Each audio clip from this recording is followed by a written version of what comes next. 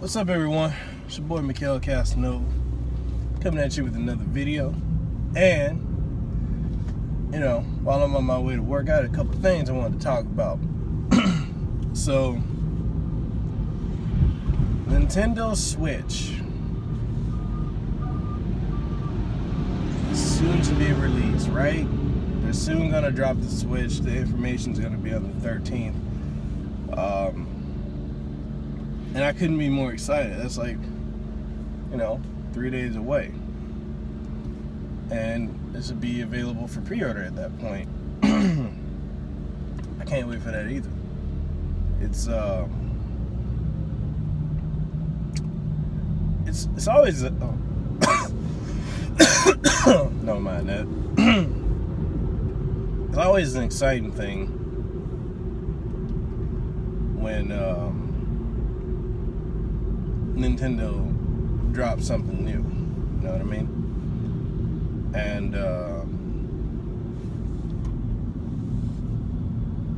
they've always been, and I know people like to talk shit about Nintendo, like they're not relevant anymore, they're gonna die off, and all this other nonsense. People don't understand. If it wasn't for Nintendo, we wouldn't have the video game market that we have now. Now, in the 80s, the early to mid 80s, was a revival of the video game home console market and just video games in general. That's primarily because ColecoVision and Atari and all the other people at the time, they killed the market, throwing out the same stuff over and over and over and over and over, like just repeatedly. It's the same content, and people, it was, like a flash in the pan. It was hot for a second and then it just went away. So, people don't understand. If it wasn't for Mario Brothers, if it wasn't for The Legend of Zelda, Mega Man, and all innovative titles that came out on the Nintendo Entertainment System. Sorry, I had a little bit of a flub. If it wasn't for that, then we wouldn't have the market that we have now. And if it wasn't for Sega having the competition that they did with Nintendo, we definitely wouldn't have the market we have now. Competition is like the spice of life, you know what I mean? So Nintendo and Sega were always trying to one-up each other left and right, and that was healthy competition. Competition pushes you to be better. It pushes you to produce a better quality. It's healthy. And nowadays, people talk about Xbox versus PlayStation. Okay, these new era kids, these millennial or late, whatever they're gonna call the generation after my millennial generation, these kids, all they know is Xbox and PlayStation. Nintendo's kind of like it was popular when they had the Wii. That was something that everybody was playing for like a hot second. But it wasn't the Nintendo of the 90s. It wasn't the Nintendo of the 80s. It wasn't the pioneer, the innovator. And they very well could have done that with the GameCube, but they didn't. Just because, they wanted to focus on originality over competition. They realized with the 64, Nintendo 64 was a great console. It was a heavily flawed console just because they didn't do it right. The games that they made were fantastic. It wasn't a bad Nintendo game. Okay, maybe Donkey Kong 64. It wasn't great, but it wasn't bad. But third-party developers, they weren't able to churn out the gems that Nintendo did because the N64 architecture was just so hard to develop for. versus the CD-based architecture of the PlayStation. And I think honestly, in that generation of the Sega Saturn, the Sony PlayStation, and the Nintendo 64, the PlayStation was the easiest to develop for. From what I understand, the architecture for the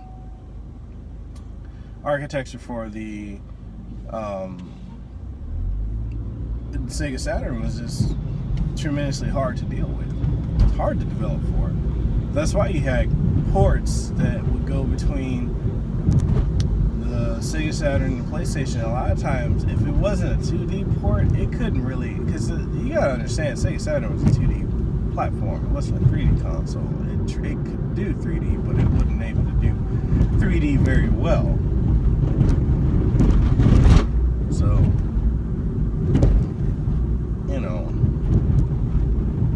back to the whole point, that competition brought out a lot, and it showed Nintendo that, okay, we can't stick with a cartridge-based formula or format, and we gotta push ourselves to do something different. Gotta do something better.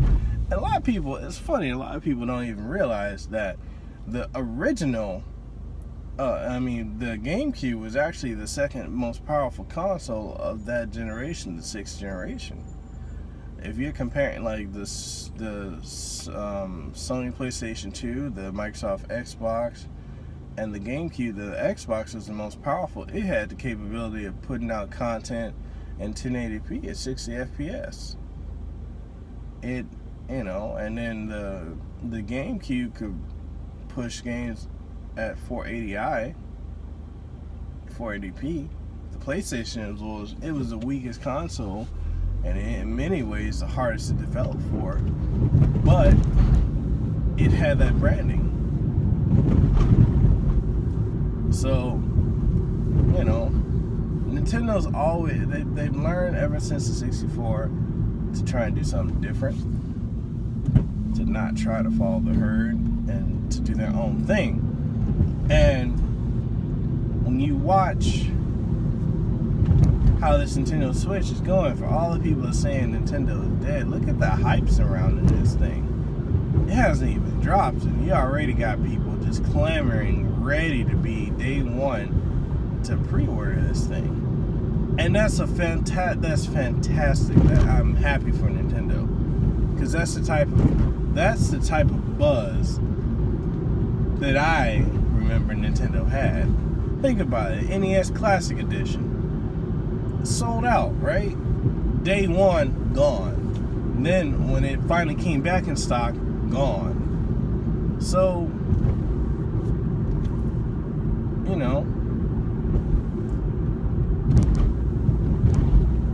that's that. Nintendo is back. They're back. The Wii U was poorly named. It was a prototype because Nintendo saw where the future was heading. But the technology at the time was a limitation. They tried to get something out the market. They were trying to capitalize on a more popular market. And it just, it wasn't, in my honest opinion, I personally don't feel like the Nintendo Wii U was a failure. I feel like the Wii U was a stepping stone.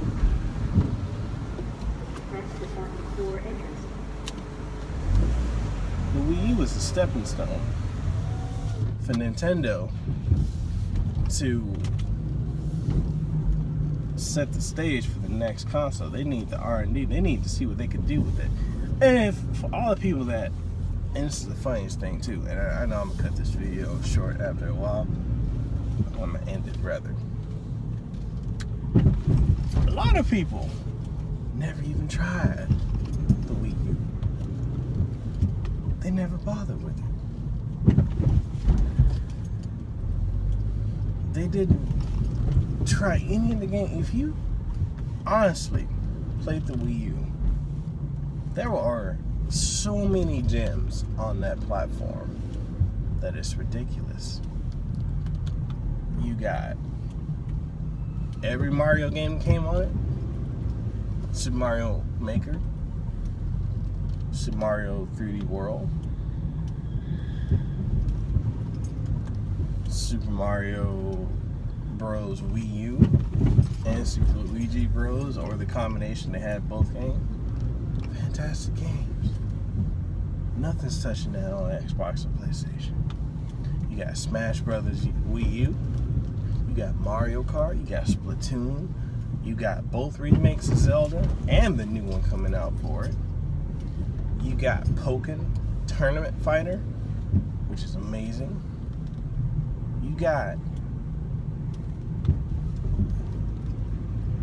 what is the name of that game? I'm trying to think of it. You got Xenoblade Chronicles X, which is damn, that game is amazing. Got a piss poor plot, but it's amazing. Mechanics, it's like nothing else.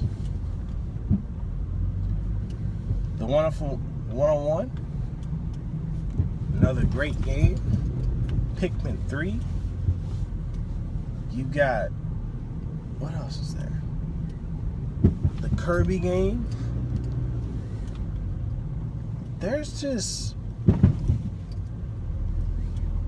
so many gems on that console.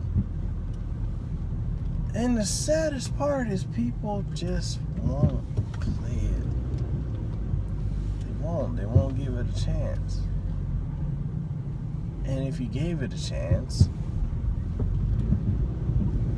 you'd realize it's a solid console. But that being said, Nintendo Switch is going to be a phenomenal console. I'm going to pre-order 2. I'm going to have one in my living room and one in my bedroom.